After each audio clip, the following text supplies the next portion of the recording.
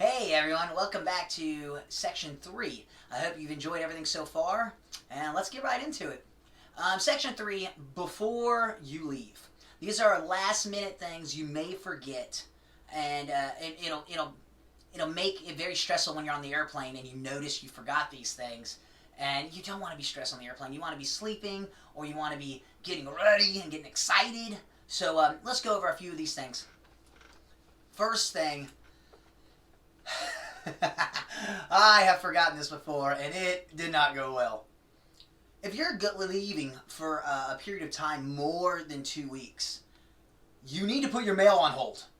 I have done this where I left for 2 months. I did not put my mail on hold, and whoops, I had mail everywhere in my mailbox. Not to mention, I had them giving it to my apartment person who was not happy about it at all. Then I had them just returning things. It was not good. You need to make sure that you put your mail on hold. It's a very easy process. You can just go on USPS.com or your local post office website, and you can probably get it on there as well.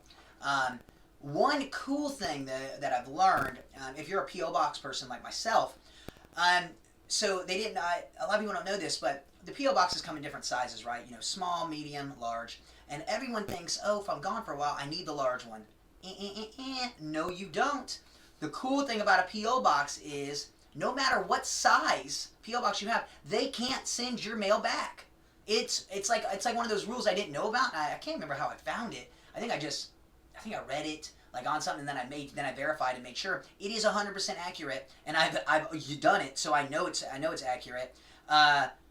Once your mailbox is full, they have to keep all your mail there at the post office, so they just keep putting it in a box, and yeah, then you don't have to pay much. I want to say $20-30 for every 3 months for my P.O. box, and I've been gone for 4, 5, 6 months at a time. Come back, they just have a big old box for me. They kind of look at me a little weird, but they also know it's me, and I've been doing this for over a few years, so they know that if I found a way around the system, so I don't have to pay as much. And hey, it's a good little trick. So if you have a P.O. box, remember that you can get it very, very cheap, and then they have to keep your mail. As we talked about in the last one, don't forget your bank notifications. Figure out if it's on an app. Figure out if to go in. Make your bank notifications so as soon as you land at the airport in the new country or city and you go to take out money, you're not denied. Because there's nothing like feeling weirder than getting denied at the new airport, and then you don't have any local money, and then you're like, oh no,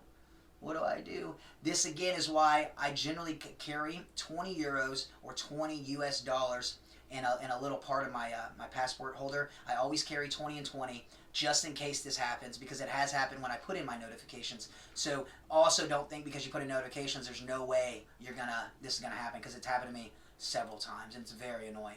But majority of the time you put in your notifications, you can use it as soon as you get there, and then you have the local money, which makes getting a taxi or getting an Uber or getting a Bolt a little bit easier.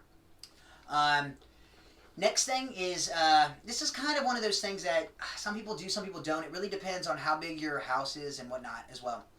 But energy saving. Don't forget, if you're leaving for 2 months, 3 months, unplug all your appliances. Unplug your TV. And the number one thing to unplug, your Wi-Fi router.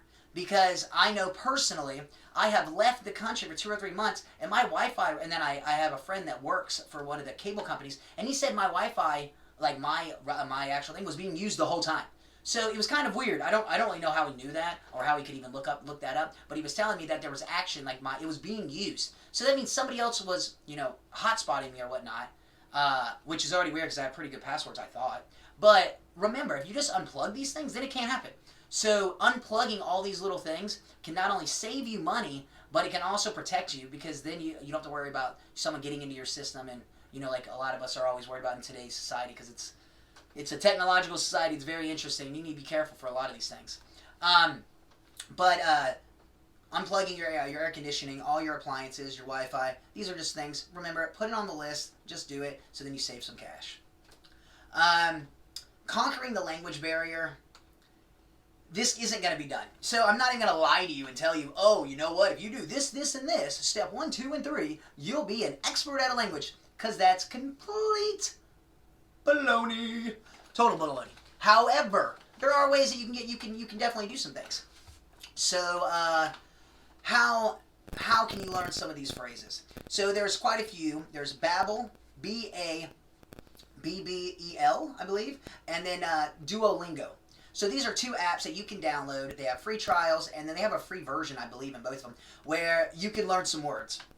You can learn some phrases, and learning just five phrases. You know, hey, how are you? I'm lost, help me. Where is downtown? You know, these are just where is bus station? Donde autobus? Like, these little things can help you a lot. So keep that in mind and just learn 5 to 10 phrases. That's all you need, and you will be so happy. Because a lot of times people do speak English, but a lot of times they want to see your effort. They want to see you try. So just learn 5 to 10, and those two apps, great. Or you can go on Amazon and you can get a book. One of the books that I have right now that I bought, and I'm decent at Spanish, but I want to get fluent and more fluent. But I bought a book that said the first 100 words that you need to know in Spanish. Trust me, take 10 minutes out of your day, 10 minutes, and you'll be so happy. 10 minutes for 2 weeks before you leave. Learn some phrases. You'll be so happy. And don't be afraid to use them once you're in country. I know it's one thing learning, and then it's another thing implementing once you're there. Don't get nervous. Don't get scared. A lot of times they're going to think it's cute and adorable. And they're going to be like, Americans. So what do you need help with? And you're going to be like, oh, well, I didn't see that coming. You spoke perfect English. So take a few minutes. Learn the things. So Babbel, Duolingo, great apps you can do. They have free versions, so you can definitely learn a few things. The last thing I want to go over is just, it's doubts. Don't worry so much. I know as you get closer to traveling, especially if you're going to a place you've never been, whether you're an experienced traveler or a newbie traveler, it doesn't matter. If you're going to a place you've never been, you're going to get nervous, especially right before you go, and you're like, oh my gosh, what do I do this. Stop. It's natural. Doubts are going to come in your mind. Just remember, everybody that is traveling or has traveled to a new place is going to have these doubts. So be aware of that. And just remember that you can buy anything overseas just about, except for a few things. Passport. So just don't forget your passport and you're good to go, guys. So it's just passport. Don't forget your passport, and generally you can maneuver around other things. If you have a passport and you have a credit card, you're pretty good to go. So those are everything I want to go over.